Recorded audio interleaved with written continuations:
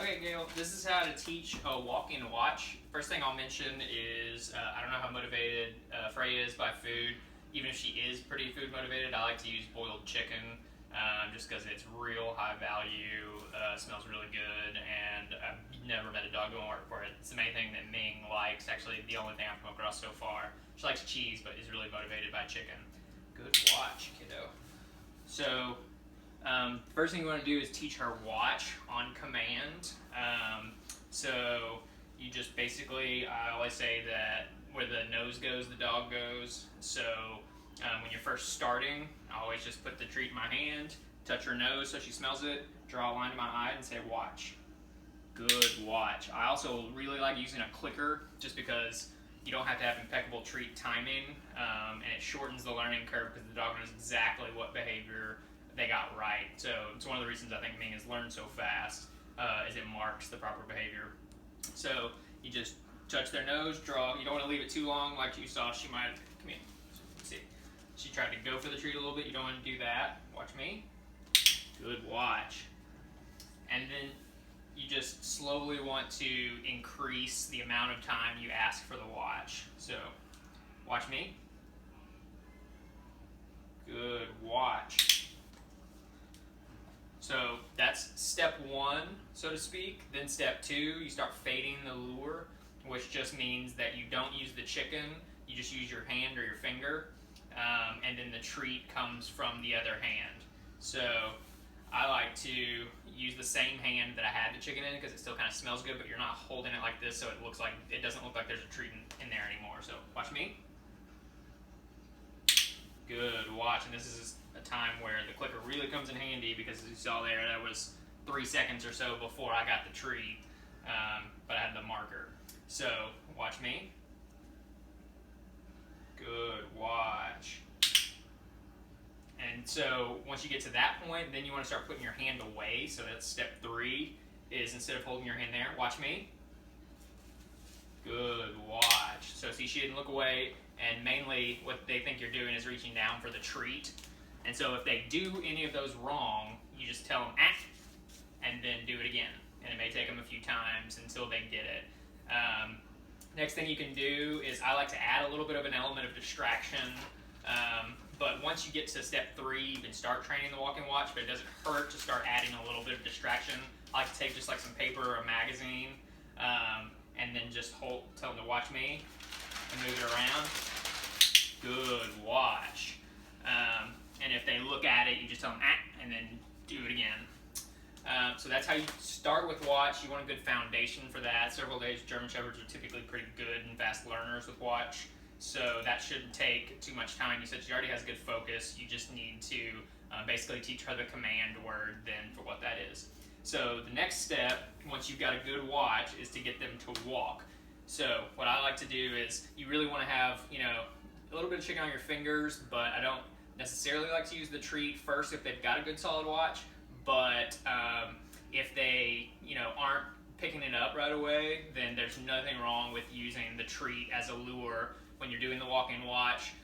Since you're trying to accelerate the learning curve, in fact, actually, why don't you just go ahead and use the chicken in your fingers while you're doing the first, few iterations of walk-in watch. So all I do is the same concept, touch the nose, watch me. And all I'm asking for right then for step one is just like a couple steps because it's unnatural for them to not look where they're going.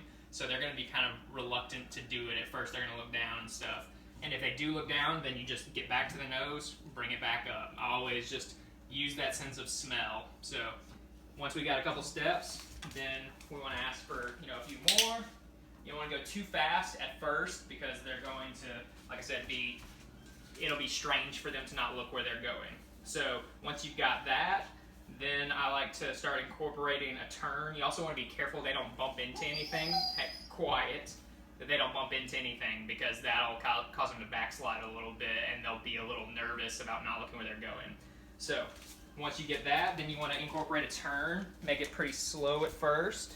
Good watch. Like that. Then the same thing with the sit watch is you're just going to fade the lure. Lure isn't in the hand anymore, and it's just the point. Watch me. Good watch. Good watch. And that's it. And so once you've got a good foundation starting in your home, then take the show on the road is what we like to say. Do it in your backyard, do her on a long leash in the front yard, any places without people, and do that for quiet. Do that for until she really has a good solid one, and then when you do start taking her out places, bring boiled chicken in a treat bag with you when you're starting to work up to where there's going to be people around, that sort of stuff. That's going to be really distracting for her, so you're going to need something that's real high value. When you are doing that, though, be very careful that you don't treat her so close to her barking or reacting to a person, because then she might perceive that as rewarding that behavior. You want to make sure that she gives you a good walking watch and looks away from the distraction. That's what gets rewarded.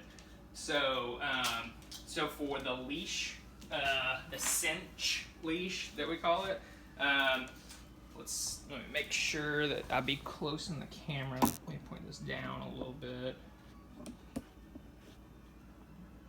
Okay, come here, Ming. Come here, come. Good girl. So, just hook a regular leash up, and then come here. Good girl. And then all you're gonna do is you thread it down their back, just kind of hold it right there. Then you're gonna go once underneath, like that. So you basically got it like this, like it's just kind of a U underneath them. Then you just go once through right there in front of where the leash comes down. So what happens is when she tries to run away, it cinches like that. See? And see how she looks back like that? That's the biggest key with this, is when that cinches, their attention goes behind them, which is the opposite of how they're, or where they're trying to get, which is usually the stimuli. So I'm gonna do this one more time just to make sure you can see it really good. So you just go down their back like that, hold it there, go all the way underneath, and then just through right there. And then it just cinches. You can just, any kind of leash for this, and it's a lot easier to keep them from taking off with you down the street.